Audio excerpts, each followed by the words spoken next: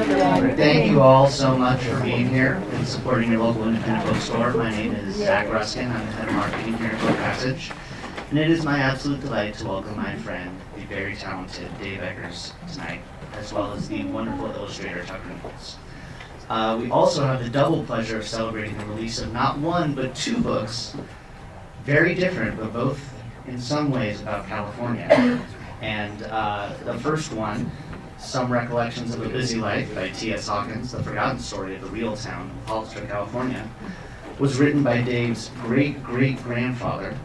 It was only printed to 300 copies, and we are now very happy to be able to be selling some of the only 2,000 copies that are going to be available of this edition.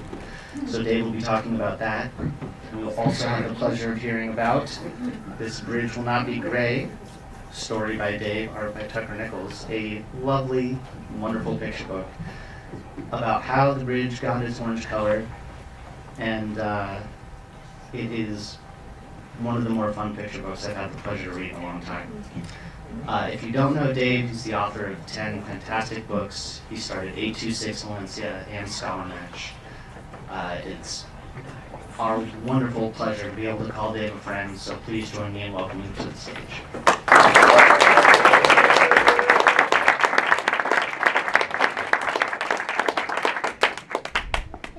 How are you? I didn't. I brought the books up here, but they're already here. I don't think I need them. Thanks for coming, everybody. I'm going to talk a little bit about Hollister first, and then we're going to show. We're going to have Tucker come up, and we're going to show the whole book on the high-tech overhead projector here. And but I thought I want to thank Zach first. By the way, I've met Zach. Zach was an intern at 826 Valencia. That's where you were first, right? And McSweeney's. So I've known Zach since he was 14 or so, I think. So we're very proud of everything that you've become. And I'm so glad to be here at Book Passage. These guys have been very incredibly kind to me and McSweeney's and 826 over the years. And when we were looking for just a few places to carry this book, Some Recollections of a Busy Life, Book Passage quickly said yes. So there's 6 stores in the country that are carrying this, and this is one of them. So if you want a copy of the very small printing, this is the place to be. I want to explain how this came about. I grew up in the suburbs of Chicago, and over our mantle we had a rifle.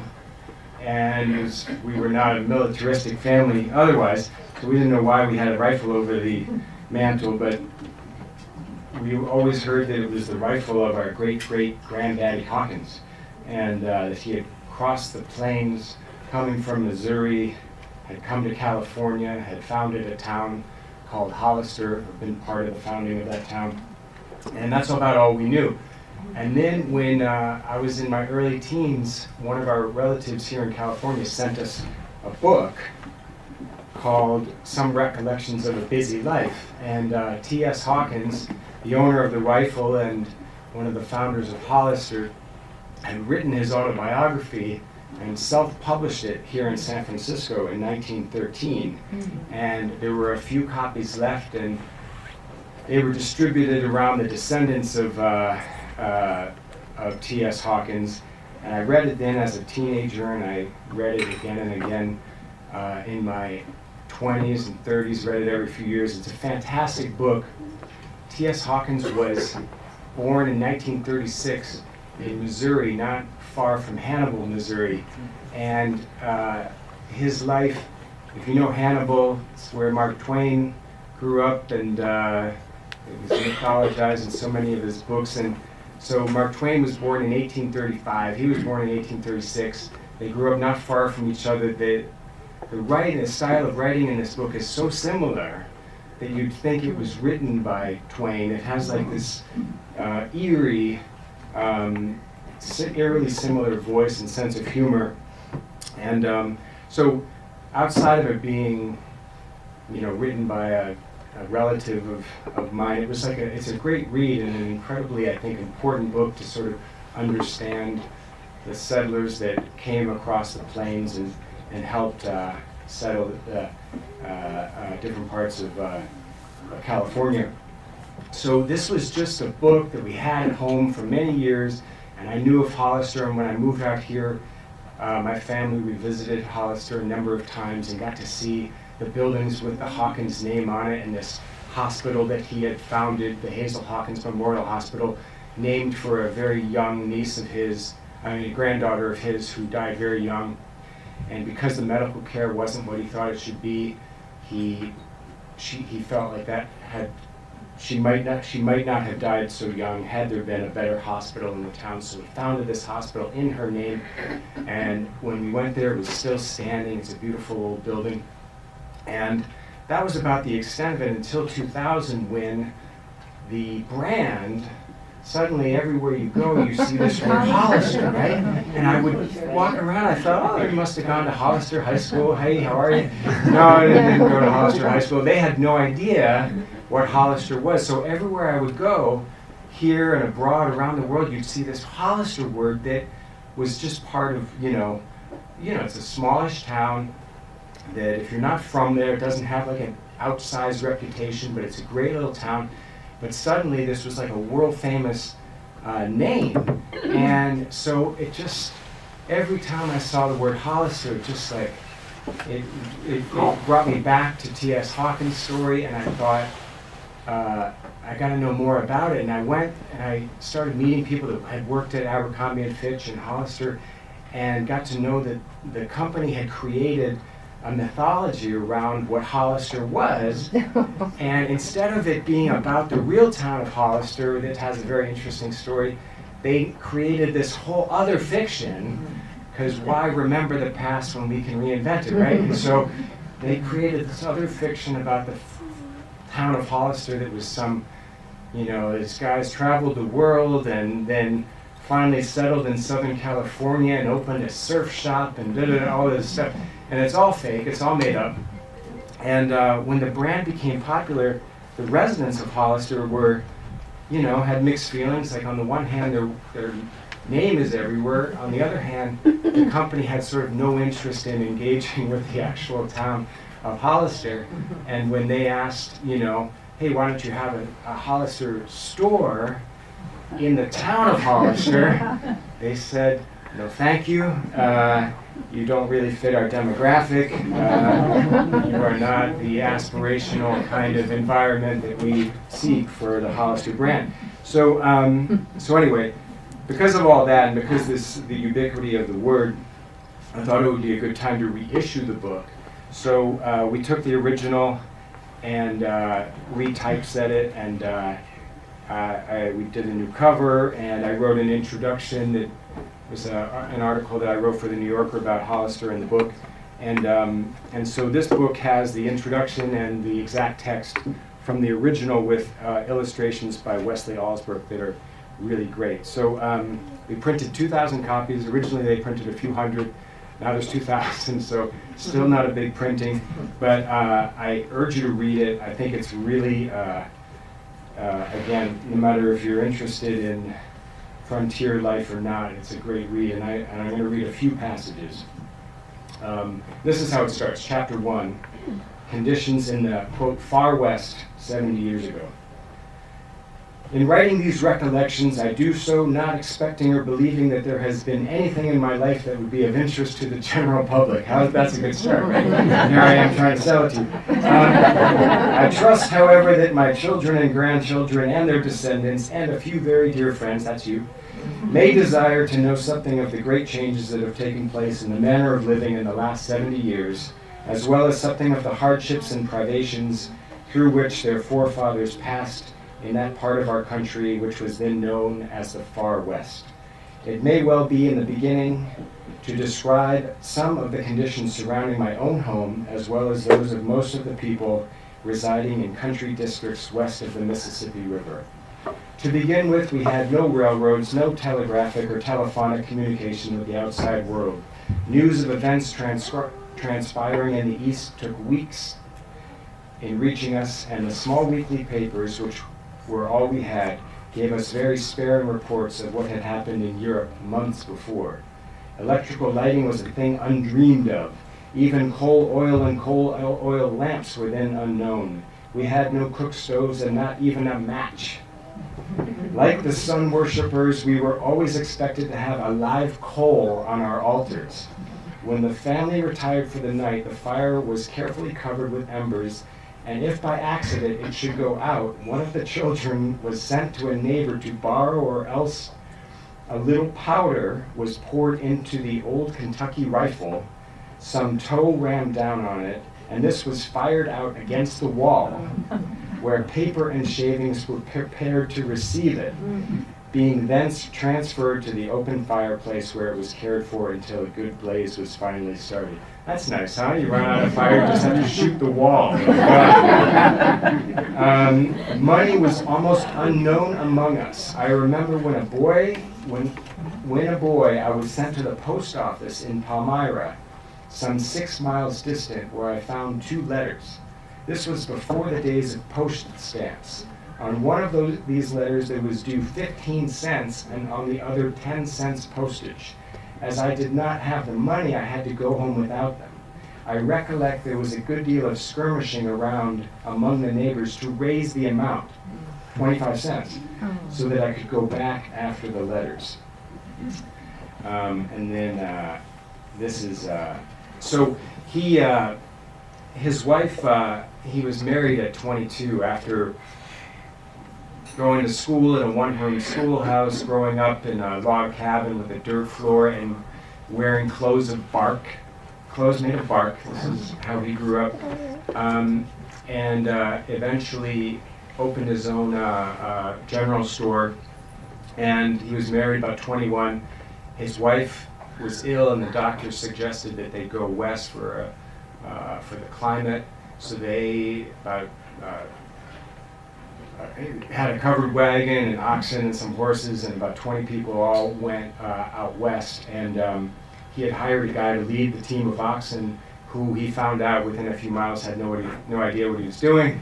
And so T.S. Hawkins had to sort of lead the whole wagon train, and he felt it was best to do it by foot, so he basically walked the 2,000 miles. It took almost a year, walked the 2,000 miles from Missouri to California. And this is when they finally get to California. Anyone who has traveled in the Sierra Nevada mountains knows how glorious and changing the scenery is. It was even more wonderful at that time, being almost a virgin forest. Our route from Carson City lay up a small stream, and leaving Lake Tahoe on our right, we traversed 3 small valleys, then known as Faith, Hope, and Charity. On and ever upward, the road or trail wound around among the trees until about the 3rd day we reached the summit and camped on the margin of the most beautiful little lake, a very gem, set in the summit of the mountains. As the banks and all around were clothed in a rich green and abundant grass, we rested here several days while horses and cattle luxuriated on the rich feed. We made a raft and went out on the lake, but could not get a bite. In fact, there did not seem to be any live thing in or on these clear waters. After nearly a week's rest, we moved on. Sometimes the feed was very scarce. I remember one morning our cattle were scattered and out of sight. We started out in various directions to find them, and it took until nearly noon to gather them in. The only adventure we had with grizzlies was on this occasion. My brother was passing through some heavy brush in a narrow trail, when looking ahead he saw a huge grizzly coming to meet him. But the bear did not seem to realize his nearness and came steadily on. My brother, finally, when they were within 30 feet of each other, gave a shout, and the bear stood suddenly upright, and the pair of them stared at each other for what seemed like a long minute, when the bear turned deliberately around and took the back trail. It is needless to say that my brother imitated his example. He was not looking for grizzlies that morning.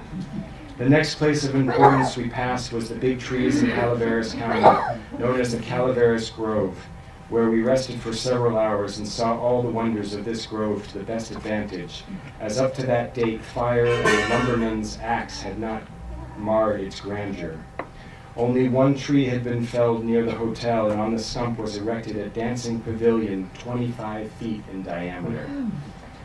Our way now led up the steep Mokolumna Hill, is that right? Exactly as you say. Over a very trying road. We crossed the headwaters of the Stanislaus at Murphy's, passed by Angel's Camp, both at that time thriving mining towns. We were now out of the mountains, and our horses and cattle that had pastured wherever we pleased for some 2,000 miles could do so no longer. And from this time on, we purchased the use of stubble fields wherever possible, and when we could not, we would buy a ton of hay. We crossed the San Joaquin River at French Camp, and from there followed almost the present line of the railroad through Livermore Valley and around the upper end of San Francisco Bay to Milpitas. All the way the plains were covered with Mexican cattle, and everything was swept clean of feed except in the enclosed fields. On our arrival at Milpitas, we learned that my wife's sister lived on a farm near Mountain View, only 10 miles distant. So turning all my cattle loose with the herd and in care of my father and brother-in-law who were bound for a stock ranch near Gilroy, I found a team and driver to take my boy and wife and our small personal belongings to our destination, while I followed, riding one horse and leading the other two. We arrived at the home of my wife's sister about noon on the 13th day of September, just 6 months exactly from the date of our departure from home. So ended our journey across the plains. I have read somewhere the saying that, quote, "the good Lord takes care of children and fools." Looking backward, I cannot but feel that we must have belonged to one or both of these divisions of humanity. We had started out on this grand undertaking without any knowledge of its dangers and difficulties, without a guide or knowing what we would need most, and yet we went on from day to day, not knowing what was ahead of us, and coming to our journey's end all in good health, having lost no member of our own party and only one animal from our whole outfit. When we consider that the best conducted and equipped parties expected to lose from 1/3 to 1/2 of their stock, and often a number of their party on the road, it seems to me that a good providence must have guarded our way. Anyway, that's this book.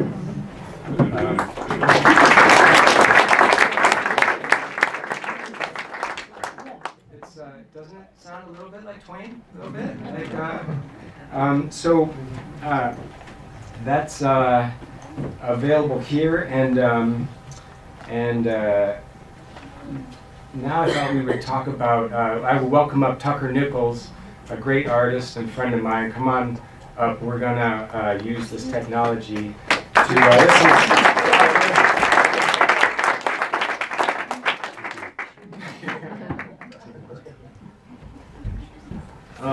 we're going to get right into showing the slides that constitute this book, and Tucker will figure in at key moments. Can you all see this pretty clearly? If you don't read it, if you can't read it, that's okay. So Tucker has been one of my favorite artists for maybe 15, 20 years at this point, and when I had this notion of a book that really focused on the color of the Golden Gate Bridge and the interesting story of how that came about, I couldn't think of anybody better, and I begged Tucker to do it, and he said no, and then I coerced him in other ways that we can't go into, and he said yes. So this is, Tucker made all the art and really made the book what it is, so here goes. Kids come forward? Yeah, there are kids here that want to come forward so you can see better.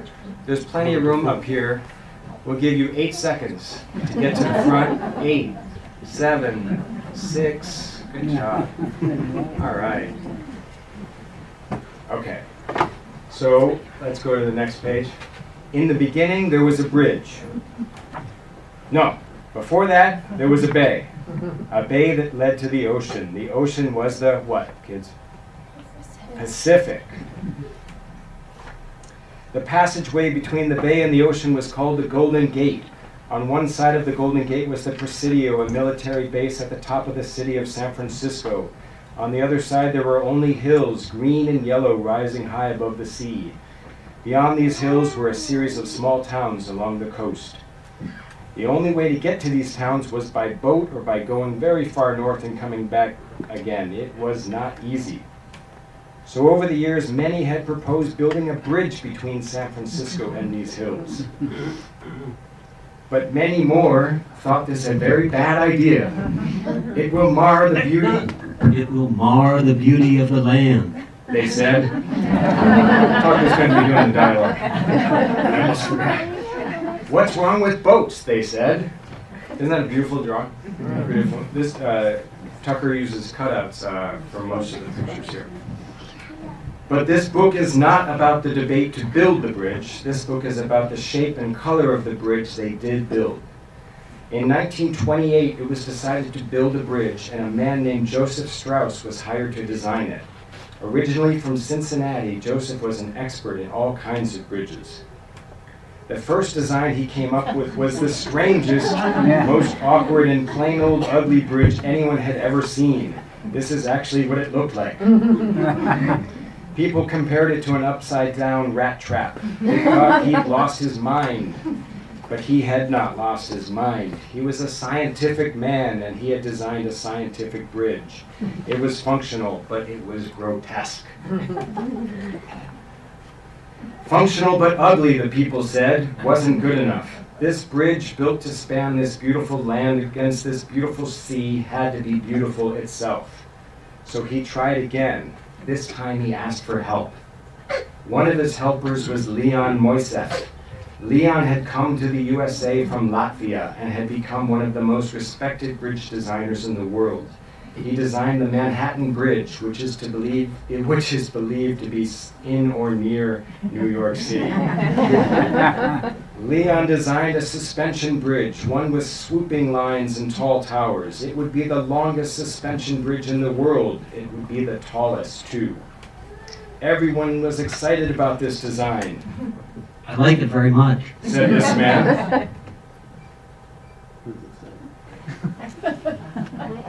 My aunt likes it very much too. Said this woman. The third person was chewing food but seemed to agree with the other two. But still the bridge appeared a bit stern in style, so Joseph and Leon asked another person named Irving Morrow to help out. Irving Morrow was an architect, and his wife Gertrude was an architect too, and together they lived not far from the Golden Gate. They designed homes and gardens, but Irving had never designed anything at all like a bridge, nothing this big or grand or important to so many people all at once. Irving threw himself into the work. He suggested that the bridge have vertical fluting and Art Deco flourishes. He suggested pedestrian walkways on either side of the bridge. He suggested that there be beautiful lamps along the walkways. Just about none of these things was necessary for the functioning of the bridge. They could have just built it plainer and cheaper and quicker. But Irving Morrow thought that the bridge could be both a bridge and something like art. This was a new idea to many of the people who were involved in this project. So eventually the bridge was designed, and steel workers in Maryland, Pennsylvania, and New Jersey began building the bridge piece by piece in thousands of sections. These sections were put on rail cars and then on boats, and these boats took these parts all the way down the coast of North America, through the Panama Canal and up the coast of Mexico and California. It was a long trip, but the pieces of steel did not mind, for they are inanimate objects. Finally, it was time to construct the bridge. Men had to dive into the freezing ocean to sink the bridge's foundation. Other men, sitting high above the ocean, connected the parts. It was dangerous and complicated work. The workers used all kinds of tools in their work and tried not to drop them into the ocean. If you drop a hammer or wrench from a bridge hundreds of feet above the ocean, you're pretty much out of luck. Seeing the bridge rise was very exciting to the people of San Francisco and the Bay Area. We should stop here and mention that today San Francisco is a city of about 800,000. It is one of the more unusual cities in the world, given that it's built on and around 49 hills, some of them as high as 928 feet. Have you ever been to San Francisco? Some of these things you have to see to believe. It is a strange place. San Francisco was one of many dozens of cities and towns built around the bay. Together, these cities and towns make up a region known as the Bay Area. This is for like a national audience, so I'm not trying to tell you something you don't know. The bay it's named for is the one that leads to the Pacific Ocean. And growing up in Chicago, I had no idea what any of this was. I hadn't heard the phrase the Bay Area until I moved here. That's true. And this bay leads to the Pacific Ocean through the Golden Gate. Remember that? And the Golden Gate was where they were building this bridge. And it was going up just fine. They estimated that it would take 4 years to build it with thousands of workers working on it. But there was one thing that had not been decided. They had not decided, what kids? What color to make the bridge. Isn't that a strange thing? That a very large group of adults would undertake a project of this size and not have a color picked out?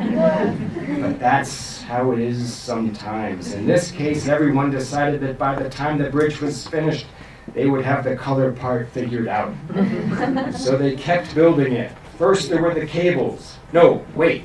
First there were the towers. Of course the towers were first, and they were astonishing to all. When the towers were finished, it was a day of great jubilation.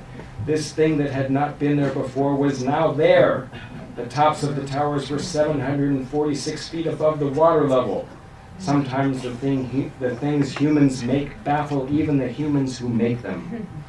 While the bridge was being finished, though, people were still debating the color, and the debate over the color brought forth some very interesting ideas. The Navy thought it should be yellow and black. No kidding, they did. The Navy thought the bridge would be safer that way, so ships and planes could easily see it. The Army had a stranger idea. How about red and white stripes, they said. This is true. This is a factual book. The Army wanted it to look like a candy cane for the same reason the Navy wanted it to look like a tiger with jaundice, so that it would be easily seen by planes and ships. But most people thought these were not such great ideas. Most people thought the sensible choice would be one of the following: black, white, or gray.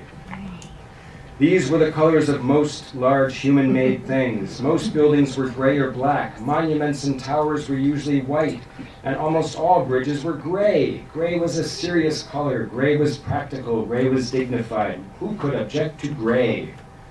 A person named Irving could, and he did. Irving Morrow had been watching the bridge rise. He often rode on a ferry out near the bridge, and he loved seeing the towers rise high above the water. At that time, of course, the towers were orange. The steel workers who had created the bridge and its many pieces had done something before they sent the pieces of the bridge onto the rail cars, then the boats down the coast and through the canal and up the other coast. They had coated the pieces of steel in a kind of paint that prevented them from rusting. They used this paint all the time. In fact, most of the steel they made and delivered came coated in this same paint. The color of this paint was a certain reddish orange. When Irving Morrow was on the ferry one day, he watched this orange steel being assembled, and he had a thought. The thought was that this color was beautiful. And when Irving was asked what color he thought the bridge should be, he said, Why not leave it this color? and people said, what? And they said, huh? And they said, Irving, you are nuts. No bridge had ever been orange. Who had ever heard of an orange bridge? No one had, because no bridge had ever been this color. We fact-checked that. That's true. This is true. No bridge in known human history had ever been orange. And for a good portion of the human race, because something has not already been, that is a good reason to fear it coming to be. But as the debate continued about the color of the bridge, an interesting thing happened. Other people noticed the same thing Irving had noticed, that this accidental orange somehow looked right. A woman named Ada Clement noticed. A man named Beniamino Bufano noticed. And as the bridge continued to rise and more people saw the orange steel against the green hills above the blue water, below the blue and white sky, they said, for some reason, that looks right. But still, No bridge had ever been orange. Orange was silly. So most of those involved figured the bridge would be gray. Gray was serious. Gray was safe. And as they got closer to being finished with the bridge, being finished with the bridge, though, and closer to painting it gray, Irving Morrow, who was a quiet man, who was a shy man, who was no fancy man with lots of power, began to get loud. Now wait a minute! He wrote letters about the Orange Bridge. He collected letters from others who believed an orange bridge was the right thing. And his letters became louder and more insistent. He would have to see this bridge every day for the rest of his life. He did not want a gray bridge. This bridge, he told everyone, will not be gray. This bridge will not be gray. And others began to echo him. This bridge cannot be gray. This bridge should not be gray. This bridge will not be gray.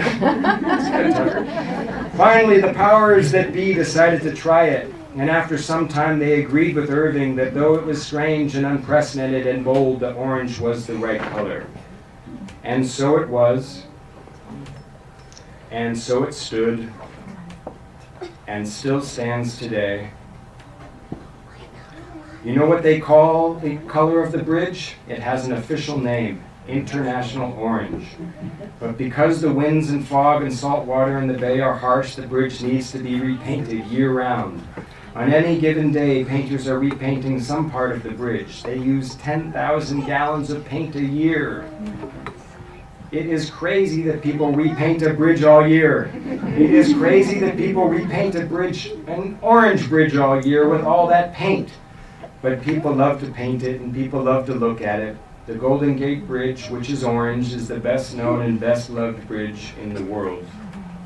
It is best known because it is bold and courageous and unusual and even strange. It is best loved because it is bold and courageous and unusual and even strange. And it is all these things because Irving Morrow and thousands of others said, All together now. "This bridge will not be gray." The end. All right.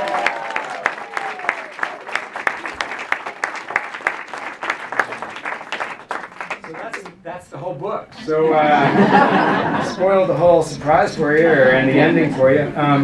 We have some time if you want to ask questions.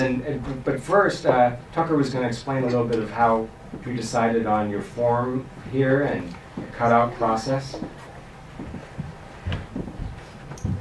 Whoa. Carefully. So yeah, when Dave first sent me the story for the book, it was actually a story that I had heard, not exactly the way he told it, but the basics. And I had been trying to tell anyone about this story that would listen to me, because I still find it hard to believe, even though I believe that it is true. And when he first sent it to me, I said yes immediately. But then I also thought, somehow I had it in my mind that the easiest way would be not to draw the pictures, but to cut them out of paper. I somehow thought that would be really easy, instead of having to draw, that scissors would be easier. But the truth is that led to a lot of complications for me, because I'm not a very organized person, and so there were scraps of paper really all over all tables in my studio and wind blowing them around. But we did eventually get it all kind of wrangled together, and we shot it over the course of 2 days.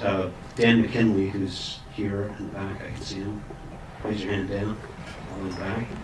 Dan is he's the chief herder on this project and the designer of the book, and he really brought together the whole thing and just kept moving it in its various stages, to the point where Dave and I were looking at it and saying, yeah, now that sort of makes sense to itself. And we went to Electric Works, and I believe that I know Richard is here somewhere. Richard's here. I don't know if Mel's here. She was here. And those guys, and we shot the book there in almost like a very slow motion animation process, of an overhead camera looking down on it. And that's how the book came together. So if there are questions, we're here to answer them. And I also have here this is all available on the Golden Gate Bridge website, but I have some of the letters that were written originally in support of the color, and they're all written from Marin County, oddly enough. So a lot of artists here and color experts, and so they have them archived. They're really amazing. So, and very kind of witty too. Anything on anyone's mind? Questions about anything? Yeah. How did you first hear the story? I have no idea how I first heard the story. I wish I did, and I could make up a story about how I heard it, but I don't know. I think it's just something that's been seeping into my mind for many years, and my wife's grandfather was one that poured some of the cement for the bridge way back when, and so we hear different stories of the lore, and that story, I guess maybe I knew it 15 years ago or something, and then I think just maybe telling it to kids over and over, sort of versions of it, and then getting into the research of it. That's when I read about Irving and just really what a central role this one person had in it, and that I think ignited my imagination to think like one person, who's loud enough and sort of rallies people around an idea, could have a pretty, outsized influence. And if not for him, I would think that there's a pretty good chance that bridge is gray. And but one of his points is that if you were going to make something so big and so beautiful, and if you're going to aim for something iconic, why hide it? If it were white, you wouldn't see it half a year, and if it were gray, it would more or less disappear in the fog or a lot of the different weather systems. And so if you're going to make something, big public works project like that, like why not announce it and come up with a color that works with all the surrounding colors. And I think after that, I think that that was maybe why bridges in Pittsburgh are yellow, and people had other experiments in large-scale buildings that have some bold color. But Tucker and I were talking about it today. Still, the go-to color for any building, any high-rise, is gray.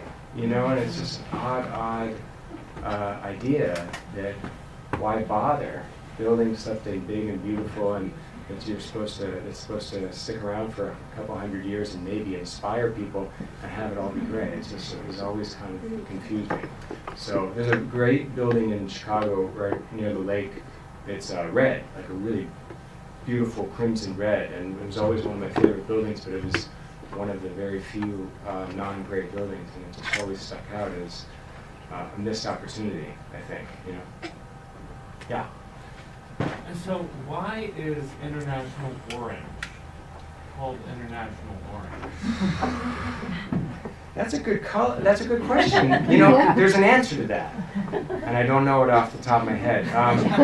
Sherwin-Williams is like the keeper of that sort of patent and whatever, and there's the CYMK split that's on the Golden Gate Bridge website.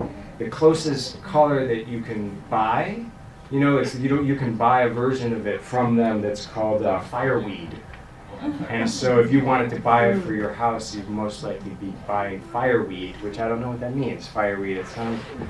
Doesn't sound good. But International Orange, do you know? I don't, but one thing that's surprising about that color is it's really brown. It's hardly orange at all. And if you're on the bridge and you look at it, if you just took a swatch of it, you would not, orange is not what anyone would call it. But the way like today I was driving from the city and probably got stuck in the traffic with a lot of you who we were all causing the traffic together, I guess. But it was lit up bright orange, and it really is. It's really about how the light hits that color that makes it the color that it is, and that whole area just changes. It's such a dynamic space. When I first started working on this project, my studio was out in the Marin Headlands, and with a short walk from there, I could look back on the bridge and look at it from the Pacific, and it's not just the bridge, it's really the bridge in that space, and that space is constantly changing color, as all of us know, from silver and gray to like really deep saturated kind of vacation colors. And so there's something about giving it a color that almost brings the whole the whole place into color. I think it's really interesting how the color itself is actually pretty drab, but the way that it activates all that is really exciting. And I don't know if nobody planned it, so I think he must have seen that happening, and that was part of what made it so electric. Was it's not really orange. And it was hard to approximate the color in the book Oh yeah, because you can't use the same CYMK mix. they're lawyers. Yeah, the lawyer, yeah, right. But again, that's a lot of testament to Dan McKinley, who's the art director at McSweeney's, and he took two disorganized people and made this book something. Yes. I just want to make a comment. I haven't yet been to the Pirates Hangout in Valencia. But shortly after I discovered you through your TED Talk many years ago, while I was on the East Coast, I made a point going to the superheroes headquarters in Park Slope, Brooklyn. And I just want to thank you for all the work that we're doing to instill creativity into kids of all ages. And I think the two of you have hit another home run with this really beautiful book, again, for kids of all ages. Thank you. It's just so simply delightful. Thank you. And the comment I wanted to make about the color is when I look at the Golden Gate Bridge, particularly against the headlands, particularly late in the day when the sun is setting, it's very much similar palette that Frank Lloyd Wright uses with similar backgrounds, and there's something very powerful about that. Yeah. It's just an observation. Yeah, the Civic Center here, he was pretty masterful in the colors that he chose there against those hills at any time of year. Whether it's dry or wet or whatever, it still looks great, and it's tough to do. But speaking of kids, afterward we have a bunch of scissors, glue, and construction paper of every color, so any kids here can do their own cutouts over here. And is it over On there? the floor now in the back. Oh, it's on the floor. We did it back there. So maybe, yeah, they're already doing it. So if anybody wants to do that, adults are invited too. There's plenty of paper. And maybe one last, anybody have anything? Yeah. Is Irving Morrow's family, I mean, I'm assuming he's not around anymore. He is no longer with us. But have you had any contact with his? No, I didn't go that deep with the trying to find his family. I should have, and I'm interested, and I would love to see. I want them to see this, and I hope that they're proud of him. I think I love a guy named Irving. A real quiet guy. Because that was what I've always said. He was brought on the project sort of midway through, and was able to sort of. And I think a lot of the other people involved were indifferent to the color, or more on the engineering side. But I just feel like it's proven again and again that a few people, one person, can have sort of a permanent effect. And what would that, this is the iconic structure and magnet for millions of tourists a year, millions of people to be inspired by. I think, and really, I don't think it would be half of what it was unless it was this ludicrous, unprecedented color that still hasn't been duplicated. And as much as we feel like it's inspirational, I feel like we still haven't always learned the lesson that the best ideas are usually the boldest ideas, and as art school people, we learn about happy accidents where you drop some paint by accident, or you choose a color by accident, or you paint in the dark and end up with something really great and sometimes better than what you would have using your conscious mind. And then if it ends up that way, but it's right, you call it a happy accident. And I feel like this is probably the greatest happy accident in the history of public works. So I have a question. Yeah. Can I ask a question to you? Tucker's going to ask a question. I have a question for Dave. It's said repeatedly in the book this is a factual book, and that's sort of a theme that's running through the whole thing. And I was wondering, there are facts and then there are facts, and I'm not saying that it's not true, any of it, but how do you, can you talk a little bit about truth and nonfiction in a kid's book? No, this is is true. Like, for We had example, it, for the faces, Yeah. that's not what any of these people, I don't know what any of these people look like. Yeah, you might have taken liberties with the faces. Oh, but not you. And the mustaches, yeah. No, I had it checked by Kevin Starr, the state historian. So I sent it to him and I said, let me know if there's anything that's not right. And he said there's nothing wrong. He gave a nice blurb for the back of the book. So he's the master. I love him. And he wrote a whole book about the bridge for much longer and more detailed. So I wanted his imprimatur, and we got it. So that to me was No. that was it. Yeah, you can't do any better than Kevin Starr. He's the greatest. But speaking of happy accidents, the pirate store, as you know, that was a zoning obligation. You know, we wanted to open a tutoring center in the Mission. The street was zoned for retail. They told us we had to sell something, so we decided to sell Buccaneer supplies, and the rest is history. And so if anybody is looking for pirate gear, don't go to the chains. You know, Amazon will try to sell you their schlocky pirate stuff, but go to the greatest independent pirate supply store in the Bay Area and support the center there. In a few months, there'll be a second center on Golden Gate and Leavenworth in the Tenderloin. So I was there the other day. They're converting what used to be a really tough liquor store called Big Boy Liquor. That it's a place that sold not just liquor, but anything else you'd want to buy, a lot of drugs and stuff there. So, oh my gosh, why am I saying this in front of all these kids? They're over there. But the city was really good in helping us move in there, and so now it's going to be a really beautiful place. It used to be a carriage turnaround and repair shop. The building was built in, I think, 1909, something like right after the fire. Beautiful building, 5,000 square feet. It's really big with 22-foot ceilings because they had to be able to turn around these carriages and repair them. After that, they kept film canisters, celluloid film canisters in this building. After that, it was the place where they popped the popcorn for all the movie theaters in San Francisco. So there's still popcorn in the basement. And then somewhere along the line, it became this, very unsafe place, and a place that my friends grew up in the neighborhood were really happy to see go. And so it'll be a very safe and happy and inspiring place after school for the many thousands of kids that live in the Tenderloin and the families they call that neighborhood home. So we're really happy to be there. Come and see us in January when we'll have a little soft opening. Is it 826? It'll be 826 Valencia, Tenderloin location, and the pirate store has a mascot who's a pufferfish that we say is from Latvia, actually. There we go.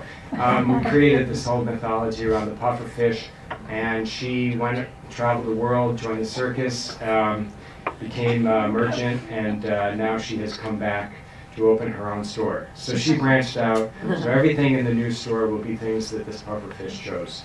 It's bizarre, right? I mean, it doesn't make any sense, but that's how we like it. So come visit when you can. And I want to thank Book Passage again for having us. Let's thank Tucker for being here.